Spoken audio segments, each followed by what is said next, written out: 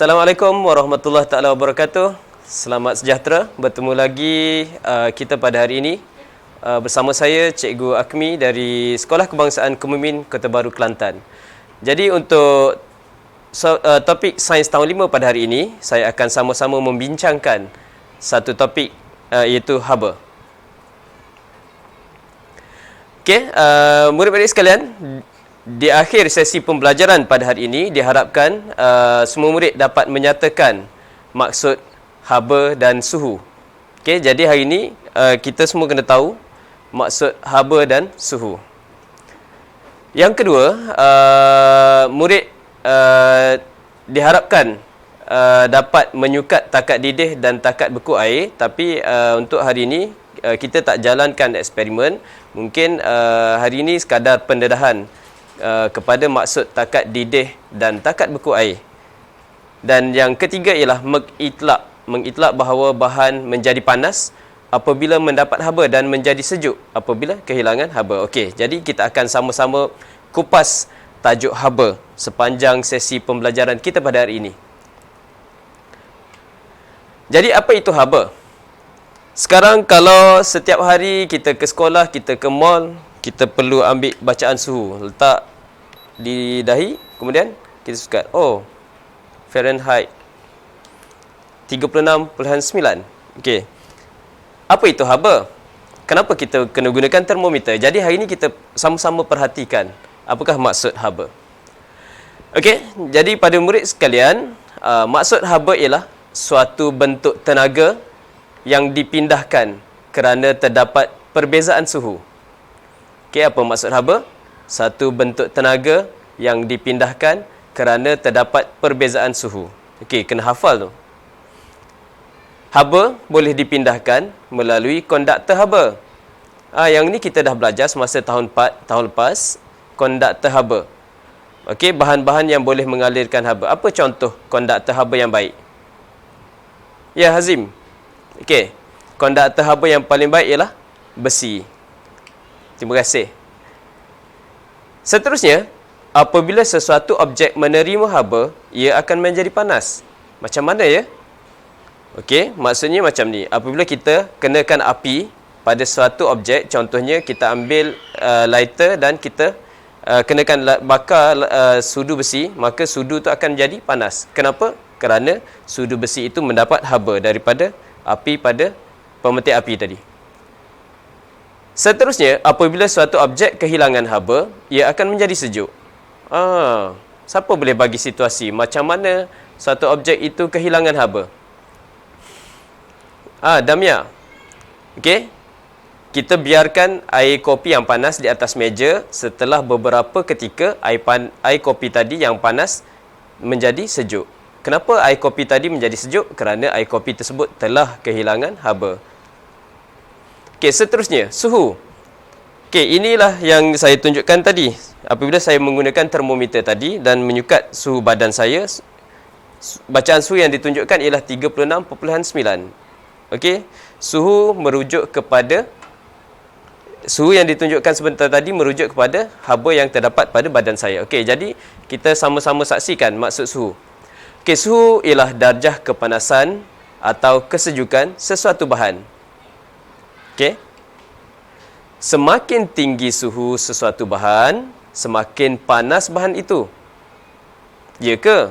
Cuba kita pegang periuk elektrik yang panas. Okey, dan kita ukur, kita sukat bacaan suhunya. Jadi kita akan dapati bahawa bacaan suhu pada periuk elektrik tadi sangat tinggi. Semakin rendah suhu sesuatu bahan, semakin sejuk bahan itu. Dan suhu diukur menggunakan termometer. Termo merujuk kepada haba dan meter ialah ukuran berkaitan dengan suatu bacaan. Okey, unit piawai bagi suhu ialah darjah Celsius. Darjah Celsius. Okey, bagaimana nak tulis darjah Celsius? Okey, macam ni. Kosong kecil dekat atas ni bukan kosong ya, bukan sifar, ini ialah darjah. Dan C ialah Celsius.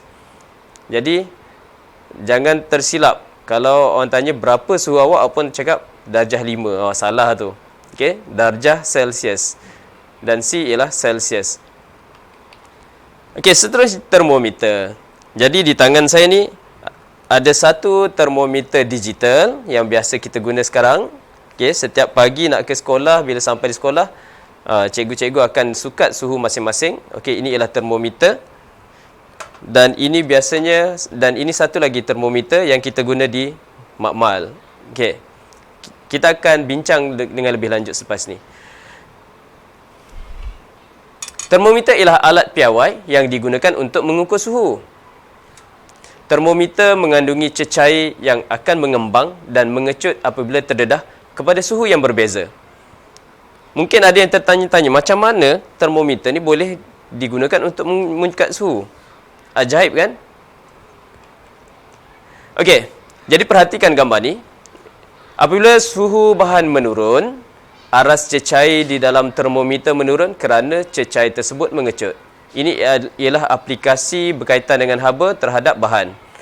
Okey, apabila satu bahan kehilangan haba, ia akan mengecut.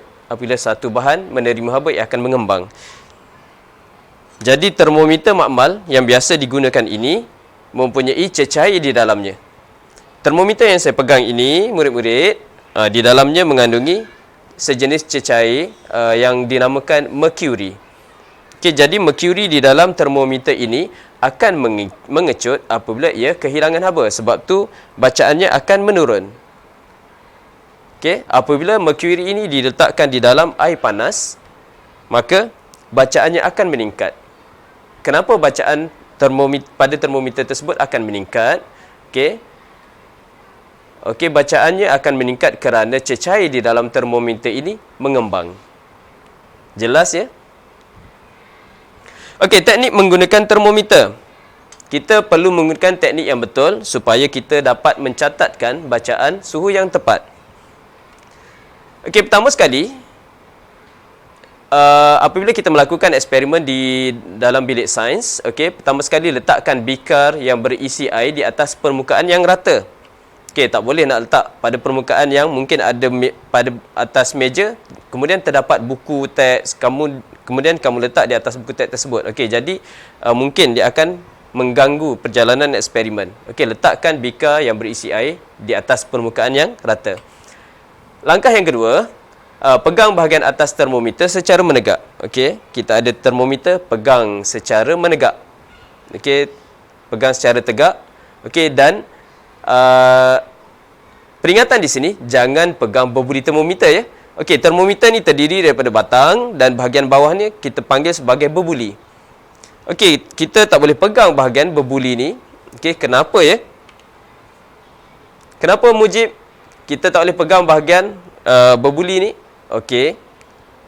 Okey, apabila kita memegang bahagian berbuli, okey, jadi berbuli ni akan mencatat suhu tangan kita.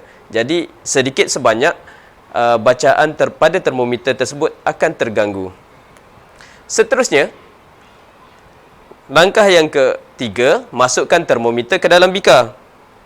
Letakkan termometer di dalam beaker dan pastikan berbuli tidak menyentuh dinding atau dasar beaker. Satu lagi persoalan. Kenapa kita perlu letakkan termometer tanpa menyentuh dinding beaker ataupun dasar beaker? Kenapa Haziq? Betul Haziq. Kerana apabila berbuli tersentuh kepada beaker, maka suhu yang dicatatkan bukan suhu air tapi lebih kepada suhu beaker. Maka terdapat sedikit gangguan di situ, terdapat sedikit ralat apabila berbuli tersentuh kepada beaker. Langkah yang terakhir ialah laraskan kedudukan mata pada aras meniskus termometer. Oh, tinggi bahasa dia. Okey, laraskan kedudukan mata pada aras meniskus termometer. Apa maksud meniskus? Meniskus ialah aras lengkungan permukaan cecair. Mungkin kita tak dapat nak perhatikan dengan jelas di sini, tapi bagaimana kita nak laraskan apabila kita membuat satu bacaan, maka mata kita mesti tepat berada, mesti sama dengan termometer tersebut. Barulah bacaan yang dicatatkan tepat. Okey, perhatikan gambar di sini.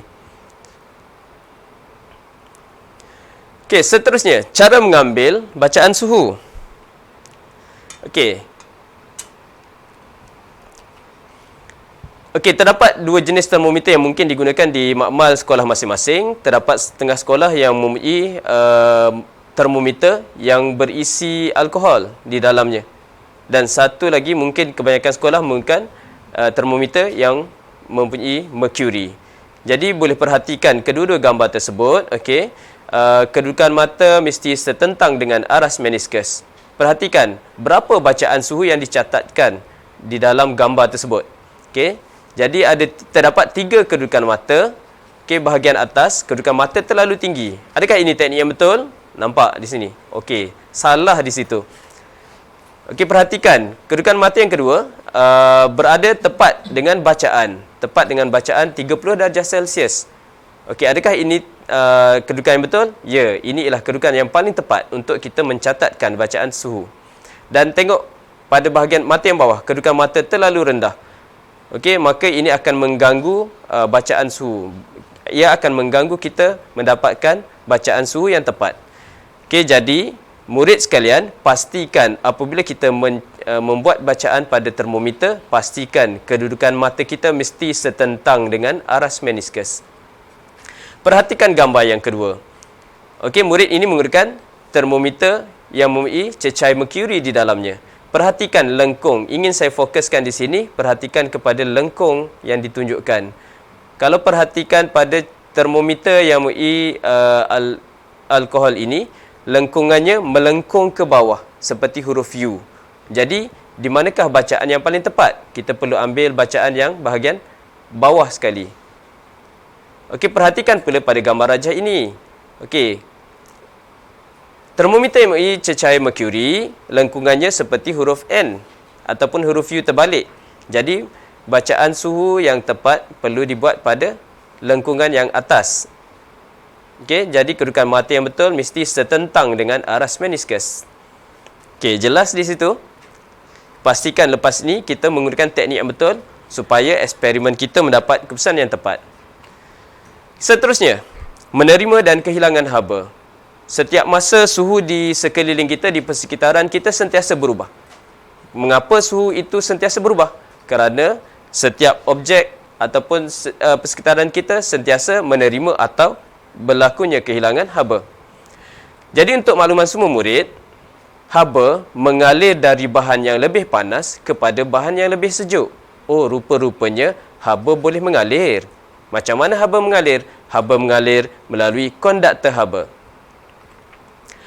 Sesuatu bahan akan menjadi panas apabila menerima haba. Sila ingat konsep ni. Satu bahan akan menjadi panas apabila menerima haba. Contohnya di sini, tangan Mekuan menjadi panas kerana menerima haba daripada air panas.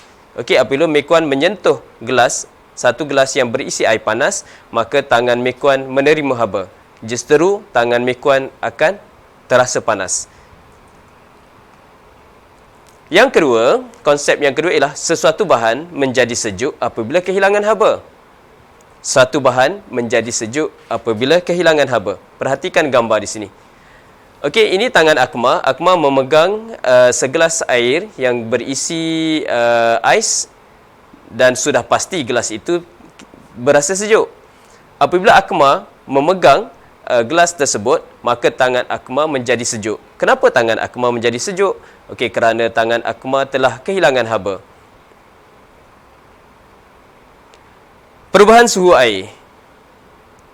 Perubahan suhu air. Suhu persekitaran kita sentiasa berubah. Seperti mana yang telah saya maklumkan sebentar tadi, suhu persekitaran kita berubah kerana kita sentiasa menerima ataupun berlakunya kehilangan haba. Jadi, suhu air juga berubah mengikut suhu persekitarannya. Okey, perhatikan gambar rajah ini. Okey, satu termometer dimasukkan ke dalam bikar yang berisi ais. Jadi, agak-agak apakah bacaan pada termometer tersebut? Jadi, kita tengok kat sini. Sejuknya, suhu 0 darjah Celsius ini telah mencapai takat beku. Apa takat beku air? Sekali lagi kita diperkenalkan dengan satu istilah, takat beku air. Apa ya takat beku air? Aisyah? Aisyah boleh bayangkan tak apa takat beku air? Yes, percubaan yang menarik Aisyah. Okey, takat beku air di mana air berubah menjadi ais. Jadi maksud takat beku air ialah keadaan di mana air bertukar menjadi ais. Berapakah suhu air ketika ia mencapai takat beku?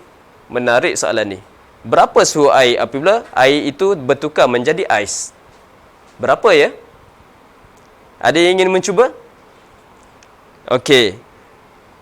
Jawapannya ada di sini. Berapa ya jawapannya?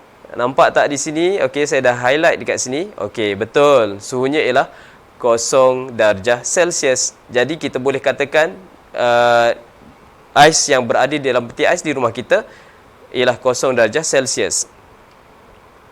Okey, perhatikan pula gambar ini. Okey, ada air dipanaskan di dalam beaker. Okey, selepas 15 minit air itu menjadi panas.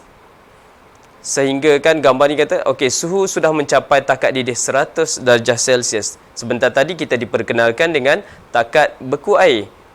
Pada kali ini kita diperkenalkan pula dengan takat didih air. Apakah takat didih air? Takat didih air ialah keadaan di mana air mendidih dan menjadi wap air. Berapakah suhu air ketika ia mencapai takat didih? Nampak tak jawapannya? Ada dalam gambar sebentar tadi. Okey. Okey, betul. Suhunya ialah 100 darjah Celsius. Panas kan? Okey, murid sekalian. Ini ialah satu contoh eksperimen pemanasan dan penyejukan air yang mungkin kita boleh laksanakan di sekolah nanti. Okey, pertama sekali sediakan alat dan bahan seperti yang ditunjukkan dalam gambar rajah. Kita perlu sediakan kaki retort, kemudian satu termometer, bika yang berisi air, tungku kaki 3, kemudian penuru Bunsen. Langkah kedua, kita panaskan air. Okey, dan langkah ketiga, kita perhatikan bacaan suhu pada termometer. Pastikan mata mesti setentang dengan aras meniskus pada termometer. Jadi ini mungkin bacaan yang boleh dicatatkan apabila kita membuat eksperimen pemanasan air. Okey, ini ialah keputusan yang saya perolehi apabila anak murid saya menjalankan eksperimen pemanasan air di sekolah. Suhu pada termometer, suhu air dicatatkan pada setiap 2 minit. Jadi anak murid saya mencatatkan pada minit ke-2, minit ke-4, minit ke-6, minit ke-8 dan minit ke-10. Berapakah bacaan suhu pada minit kedua yang telah dicatatkan? Anak murid saya telah mencatatkan suhunya 30 darjah Celsius. Pada minit yang keempat, bacaan suhu yang dicatatkan ialah 45 darjah Celsius. Pada minit ke-6, bacaan suhu dicatatkan 55 darjah Celsius. Pada minit ke-8, bacaan suhu semakin bertambah menjadi 67 darjah Celsius. Dan pada minit ke-10, okey, di akhir eksperimen memanaskan air, suhu yang dicatatkan ialah 75 darjah Celsius. Perhatikan pada bacaan suhu di sini, adakah kamu perasan, okey, terdapat peningkatan suhu semasa air dipanaskan. Okey, jadi suhu meningkat apabila air dipanaskan. Dan ini eksperimen penyejukan air. Suhu juga dicatatkan pada setiap 2 minit, iaitu pada minit ke-2, minit ke-4, minit ke-6, minit ke-8 dan minit ke-10. Okey, perhatikan bacaan suhu yang telah dicatatkan. Pada minit ke-2, suhu yang dicatatkan ialah 75 darjah Celsius. Pada minit ke-4, suhu yang dicatatkan ialah 70 darjah Celsius. Pada minit ke-6, suhu berkurang kepada 68 darjah Celsius. Pada minit ke-8, suhu semakin rendah menjadi 53 darjah Celsius. Dan di akhir eksperimen, pada minit ke-10, suhu yang dicatatkan ialah 45 darjah Celsius. Perhatikan di sini apa yang dapat kamu nyatakan di sini. Suhu yang dicatatkan apabila kita menyejukkan air, suhunya semakin berkurang. Jelas di sini? Okey. Sebelum kita mengakhiri sesi pembelajaran pada hari ini, mari kita sama-sama cuba menjawab soalan latihan. Soalan yang pertama, nyatakan maksud yang berikut. Okey, apakah maksud haba? Maksud haba, saya telah jelaskan di awal sesi pembelajaran sebentar tadi. Maksud haba, haba ialah suatu bentuk tenaga yang dipindahkan kerana terdapat perbezaan suhu. Apa pula maksud suhu? Maksud suhu ialah, okey, boleh rujuk kembali slide yang di awal pembelajaran sebentar tadi. Maksud suhu, ya, maksud suhu ialah darjah kepanasan atau darjah kesejukan sesuatu bahan. Seterusnya, soalan yang kedua, berapakah suhu air bagi takat beku air? Senang soalan ni. Berapakah takat beku air? Ada yang ingin mencuba? Okey, Hanan. Okey. Berapa, Hanan, bacaan takat beku air? Ya, betul, Hanan. 0 darjah Celsius. Soalan yang kedua, berapakah suhu bagi takat didih air? Mungkin Alisha nak cuba? Betul. 100 darjah Celsius. Soalan yang terakhir untuk sesi pembelajaran kita pada hari ini. Apakah yang akan berlaku kepada suatu bahan apabila ia mendapat haba? Cuba kita fikirkan, cuba kita bayangkan. Kita ambil suatu bahan dan kita kenakan api ataupun satu haba pada bahan tersebut. Apakah yang akan berlaku pada bahan tersebut? Okey? Yes. Okey, Haziq. Cuba, Haziq. Okey, apakah yang akan berlaku apabila bahan tersebut mendapat haba? Okey, percubaan yang baik, Haziq. Bahan itu akan menjadi panas dan apabila bahan itu menjadi panas, suhunya akan bertambah. Okey, pada semua murid, saya kira itu sahaja yang dapat saya kongsikan pada hari ini. Terima kasih kerana sudi bersama-sama dengan saya untuk dalam topik haba. Semoga kita berjumpa lagi. Akhir kata, science is awesome. Assalamualaikum warahmatullahi wabarakatuh. Terima kasih.